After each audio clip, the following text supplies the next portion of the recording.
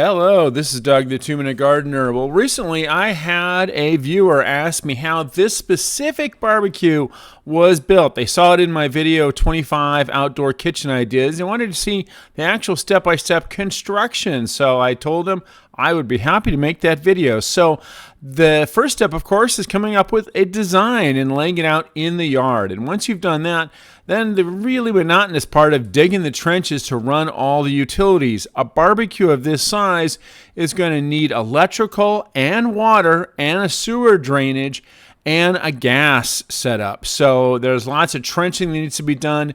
Once you've trenched to that spot, then you can start actually building it.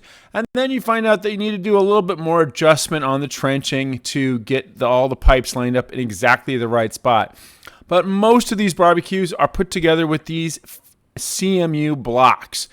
And you can see there's lots of different cutouts in these blocks. Now, it's also important to note that there's rebar reinforcement in these walls because it's going to get a concrete countertop. So they need to be really solidly built walls. Now, one thing that's important I want you to note, before they got around to forming the top, they actually pulled all the appliances out, made sure all the cutouts fit exactly right. Because once you start pouring the concrete, you are really locked into how everything shapes up.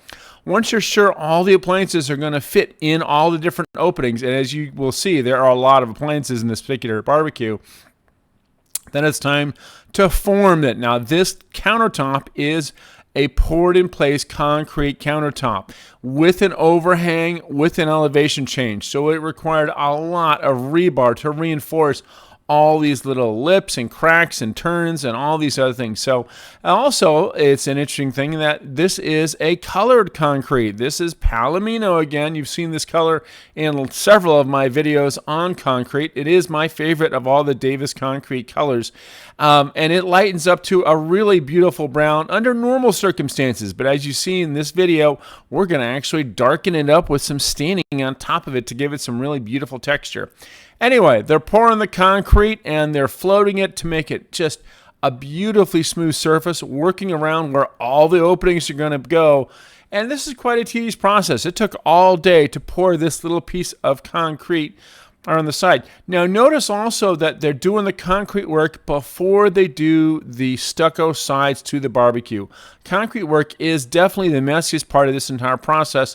You want to do that first. Also notice that they're working around dirt. We haven't done the nice finished hardscape yet because again, we want to do concrete first, everything else after the concrete, because these boys make a big mess when they are pouring concrete.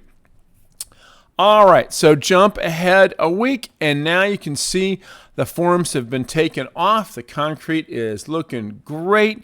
It's just a nice, fabulous surface. Now, we're still going to work a little bit on this concrete, but now we can start doing the next step, which is to do the stucco sides. The client picked a beautiful dark color to contrast with the concrete. It's actually a color, as you'll see in the finished product, they carry throughout the entire backyard renovation. So we're doing a nice smooth Santa Barbara finish to the stucco. Really beautiful. It is kind of this fun dark color, but it's going to turn out just great. All right, after all of that's dry, then it's time to actually bring in the appliances and see if everything fits. Now, before we get to that, also I wanted to show the concrete has a little bit of a sheen to it. That's right, they did a beautiful polishing job and then put a semi-gloss sealer. It's really important that when you are doing a concrete countertop for a barbecue that you do a sealer, because you are going to spill stuff on this concrete. It has to be sealed and it has to be resealed probably every 3 to 5 years, depending on how much sun exposure it gets. So they polished the concrete, they put in all the really cool appliances. This thing had a charcoal grill. It was really kind of neat. Not a gas grill. He wanted a charcoal grill, a sink, and a little side gas burner, and then various utilities, and of course a little trash can area as well. And there it is, the finished product with the entire shade structure. And again, now you get a chance to see the different dark colors throughout this entire project, how we've carried it through the entire backyard. Here's the raised area for the bar top, really beautiful, built in some nice outlets, and in the shade structure itself there's downlights and a fan as well. And here's another close-up of that polished concrete countertop.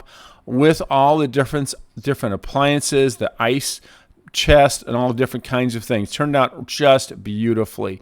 Well, I also want to give a big thanks to Unique Landscaping. They did a fantastic job building this barbecue. They are really great. Here's their contact information. Well, that's all the time we have for today. If you enjoyed this video, make sure to hit that like button and subscribe to get more of my garden videos. Until next time, this is Doug, the 2-Minute Gardener, saying thanks for watching.